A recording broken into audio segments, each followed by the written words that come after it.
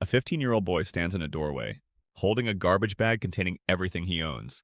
His mother is behind him, talking too fast, explaining that this place is for kids with gifts. He doesn't hear her. He's watching a girl his age walk past carrying a violin case, and she moves like someone who has never once wondered if she deserves to be somewhere. The audition room is smaller than a bedroom. 3 adults sit behind a folding table. One of them is already looking at the clock. He opens his mouth, and something happens that he doesn't understand. What comes out isn't the bus stations or the eviction notices or his mother's hands shaking at breakfast. It's all of that, transformed. The hunger wearing dignity, the pain rendered precise. The woman in the middle stops writing. She leans forward. In 20 years of teaching, she has never seen someone disappear so completely into their own gift. She tells him later, in her office, "You have something that can't be taught, but it can be destroyed. Don't let anyone destroy it." He nods. He doesn't tell her that destruction is the family business. His new life has a schedule: morning sessions, afternoon workshops, evening rehearsals. He learns that discipline isn't a cage. It's a house you build around the wild thing inside you so it doesn't burn down everything it touches. His roommate is named Derek. Derek has 2 parents who call every Sunday and a bedroom back home that's been waiting for him since birth. When they work together, when the craft takes over, none of that matters. They're equals. 2 vessels for something bigger. But the sessions end, and Derek goes to dinner in the dining hall, and he walks home. 3 blocks from the school, the streets change. The buildings sag. Men stand on corners with eyes that measure threat. He's learned to shift his walk, his face, his entire frequency, hard enough to pass through, soft enough to feel everything waiting for him back in that room tomorrow. His mother lives in an apartment that smells like smoke and something chemical. She's started talking to people who aren't there. He brings her groceries on Thursdays and pretends not to see the pipe on the coffee table. She grabs his wrist as he leaves. "You think you're better than this now," she says. "You think they're going to save you." "I have to go, Mom." "They'll throw you away. That's what people like them do." He walks back through the dark blocks. He sits in the practice room until midnight, working on a piece about a woman who loved her son so much she couldn't stop hurting him. The mentor finds him there, brings him tea, doesn't ask questions. She just listens. "This is the one," she says when he finishes. "This is the piece that's going to change your life." She's right, but not the way she means. A girl named Maya kisses him in the stairwell on a Tuesday. Her mouth tastes like mint and certainty. She comes from a family that argues about politics at dinner, not about who stole whose medication. When she pulls back, she's smiling. "You're different," she says. "You feel things." He doesn't tell her that feeling things is the only inheritance he has. He just kisses her again. For 3 weeks, he lives in the impossible space between 2 worlds. The school that believes he can become something. The streets that know exactly what he is. Maya's hand in his. His mother's voice through the phone, growing more paranoid, more insistent, more broken. He's practicing the piece about his mother when the director pulls him aside. "The winner showcase! We want you to perform it. Scouts will be there. This could be the beginning of everything." The showcase is in 3 months. The letter arrives on a Thursday. His mother's handwriting. Jagged, desperate, the letters leaning like they're trying to escape the page. He reads it in the hallway outside his room. The words don't make sense at first. Then they make too much sense. She's moving. She's found a place where they can be together, where she can get better, where they can start over. She's already signed the lease. The bus leaves Saturday. Saturday is in 2 days. The showcase is in 3 months. He stands in the hallway holding the letter, and the world splits in half. He goes to his mentor's office. She's grading papers, reading glasses sliding down her nose. He shows her the letter. She reads it twice. "Stay," she says. "We'll figure out the paperwork. You can live with the Hendersons. They've hosted students before. 3 months. That's all you need. 3 months and you'll have options and you'll have a future." She makes it sound so simple. She doesn't know that his mother called him 4 times last night, crying, saying she couldn't survive alone.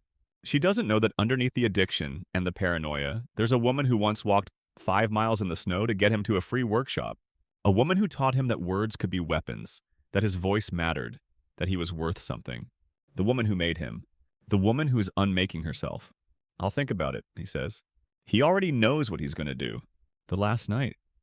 He can't sleep. He walks through the empty hallways at 2 a.m., running his hand along the walls. The practice room. The auditorium.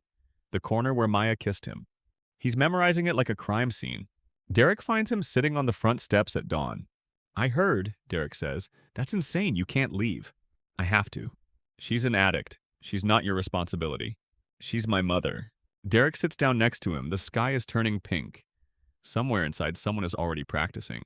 You know what you're giving up, Derek says. He nods. He knows. Exactly.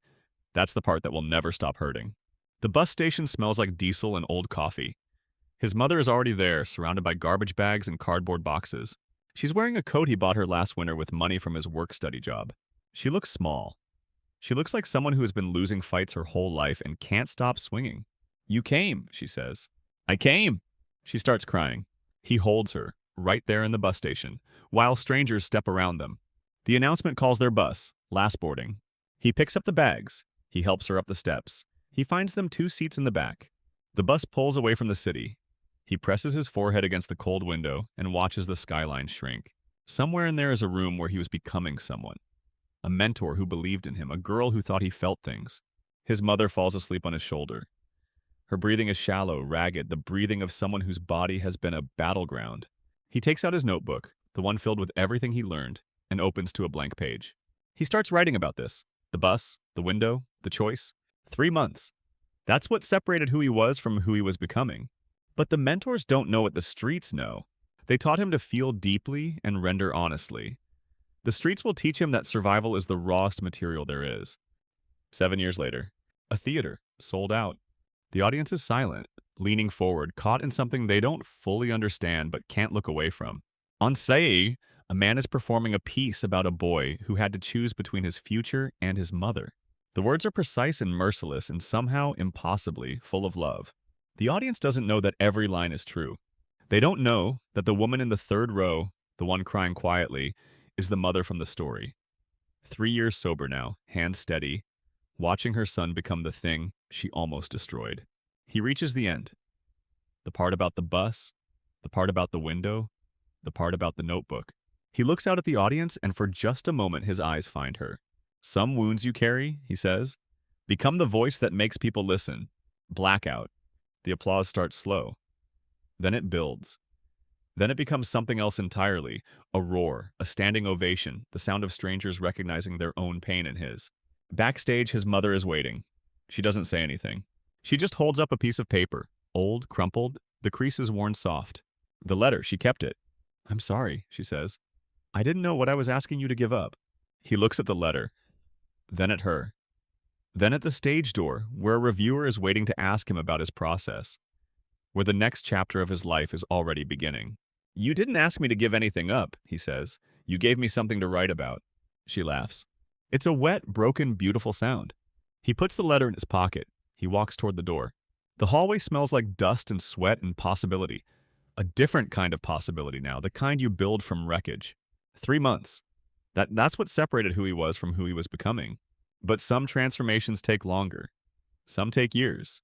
Some take a mother getting sober and a son learning that the worst thing that ever happened to him was also the thing that made his voice impossible to ignore. The boy in the hallway is still there, somewhere inside him. Crumpled letter in his hand. The smell of wood polish. The people he belonged with moving forward without him.